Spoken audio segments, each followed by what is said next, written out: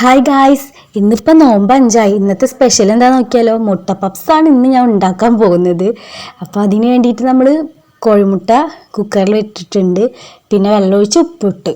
ഇനി നമുക്കത് പുഴുങ്ങിയെടുക്കാം.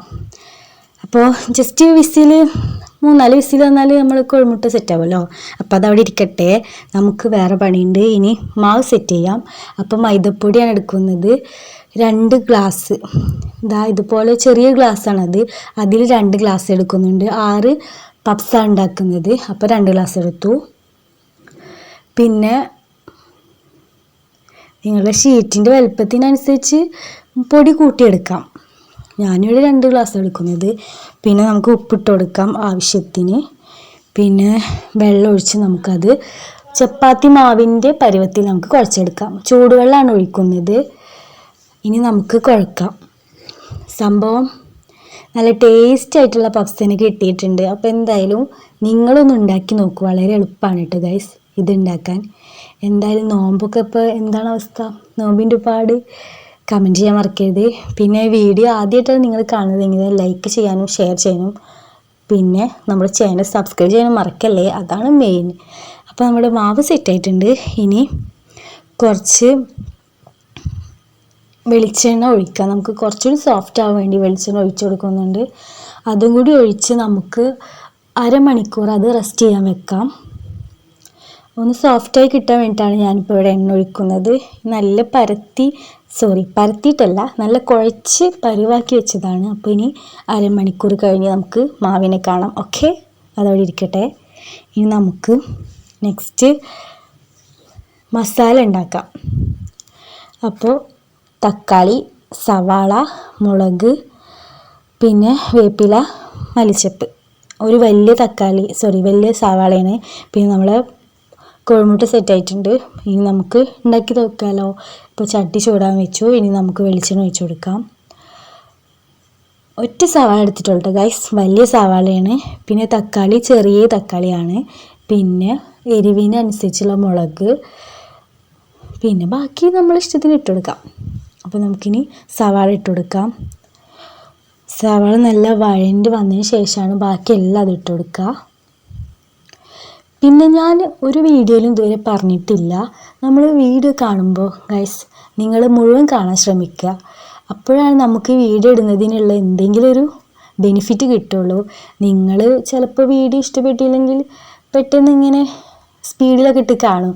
പക്ഷെ നമുക്ക് വീഡിയോ മുഴുവൻ കണ്ടാലാണ് നമുക്ക് അതിനുള്ളൊരു കാര്യം ഉണ്ടാവുള്ളൂ. അപ്പോൾ പരമാവധി എല്ലാവരും വീഡിയോ മുഴുവനായി കാണാൻ ശ്രമിക്കുക. പിന്നെ നിങ്ങൾക്ക് ഇഷ്ടമായാൽ എന്തായാലും ചാനലൊന്ന് സബും ചെയ്തോളൂ ഗൈസ്. ലൈക്ക് തീരെ മറക്കരുത്. ഇത് എന്നെക്കൊണ്ട് ഞാൻ എപ്പോഴും പറയിക്കണം എന്തിനാണ് ഗൈസ്. അപ്പോൾ നമ്മുടെ സവാള വഴഞ്ഞ് വരുന്നുണ്ട്. അത് വഴഞ്ഞ് വരാൻ വേണ്ടിയിട്ട് നമ്മൾ കുറച്ച് ഉപ്പിട്ട് കൊടുക്കുന്നുണ്ട്. അപ്പോൾ പെട്ടെന്ന് വഴറ്റി കിട്ടും.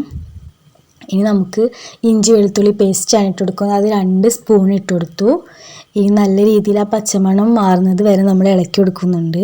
പിന്നെ തക്കാളി, പച്ചമുളക്, വേപ്പില ഒക്കെ ഇട്ട് നമ്മൾ ഇളക്കി കൊടുക്കുക. നല്ല വേവണം, കാരണം നമ്മൾ പപ്സ് കഴിക്കുമ്പോൾ അതിലത്തെ ഉള്ളിയൊക്കെ അത്യാവശ്യം വെന്തിട്ടുണ്ടാവില്ല, അതേ രീതിയിലാവണം. നമുക്ക് ഉപ്പ്, മഞ്ഞൾപ്പൊടി, ഗരം മസാല ഒക്കെ ഇട്ട് കൊടുത്ത് വഴറ്റിയെടുക്കാം. അപ്പോൾ നമ്മൾ മസാല റെഡി ആയിട്ടുണ്ട്. കുറച്ച് മല്ലിച്ചപ്പ് ഇട്ട് കൊടുത്തിട്ടുണ്ട് ഗൈസ്. വീഡിയോ കുറച്ച് സ്പീഡിൽ പോയത് കൊണ്ടാണ് അങ്ങനെ, അതെനിക്ക് പറയാൻ ടൈം കിട്ടിയില്ല. അപ്പോൾ നമ്മളിനി മാവാണ് സെറ്റാക്കുന്നത്. താഴെ കുറച്ച് വെളിച്ചെണ്ണ തേച്ചിട്ടാണ് ഞാൻ ചെയ്യുന്നത്. മാവ് ഇതുപോലെ പരത്തിയെടുക്കുക. ഇനി നെയ്യ് എല്ലായിടത്തും തേച്ച് കൊടുക്കുക. കറക്റ്റ് ശ്രദ്ധിക്കണേ, നെയ്യ് തേച്ച് കൊടുത്തതുപോലെ നടുമടക്കി കൊടുക്കുക. ഇനി വീണ്ടും പരത്തി കൊടുക്കുക. ഒരു ഷേപ്പിലാക്കി നമ്മളിങ്ങനെ പരത്തി കൊടുക്കുക. പിന്നെ അത് പരത്തി വന്നാൽ വീണ്ടും നെയ്യ് തേച്ച് കൊടുക്കുക. ഓക്കെ, ഇനി വീണ്ടും മടക്കുക, നടുങ്ങനെ മടക്കി കൊടുക്കുക, പരത്തുക. നമുക്ക് പപ്സ് ലെയറായി കിട്ടാൻ വേണ്ടിയിട്ടാണ് ഇങ്ങനെ ചെയ്യുന്നത്. ഇനി ഷേപ്പാക്കി പരത്തി കൊടുക്കട്ടെ ഗൈസ്. നമ്മൾ പപ്സ് കണ്ടിട്ടില്ലേ, നല്ല ലെയറായിട്ടല്ലേ കിട്ടൽ. അപ്പോൾ ഇതുപോലെ ഷേപ്പാക്കി നമ്മളിങ്ങനെ പരത്തി കൊടുക്കുക. വീണ്ടും മടക്കി നമ്മൾ എത്ര മടക്കുന്നു അത്രയും ലെയറായിട്ട് നമുക്കത് കിട്ടും. അതിന് വേണ്ടിയിട്ടാണ് ഇങ്ങനെ മടക്കി കൊടുക്കുന്നത്.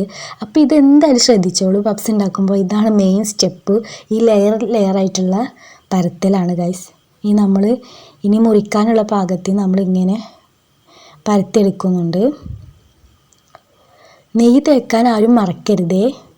ഇനി നമുക്ക് കട്ട് ചെയ്തെടുക്കാം. അപ്പോൾ ഇത് നടുവിൽ മുറിച്ചു, വീണ്ടും നടുവിൽ മുറിച്ചു. അപ്പോൾ നമുക്ക് 4 പീസ് കിട്ടി. ഷേപ്പ് കണ്ട് നിങ്ങൾ ഞെട്ടണ്ട, നമുക്ക് പപ്സ് തന്നെ കിട്ടിയിട്ടുണ്ട് ഗൈസ്. അപ്പോൾ കോഴിമുട്ട നമുക്ക് പകുതിയാക്കാം. അപ്പോൾ 6 കിട്ടി. വീട്ടിലധികം ആളില്ലാത്തതുകൊണ്ടാണ് ഇത്രയും കുറച്ചൊക്കെ ഉണ്ടാക്കുന്നത്.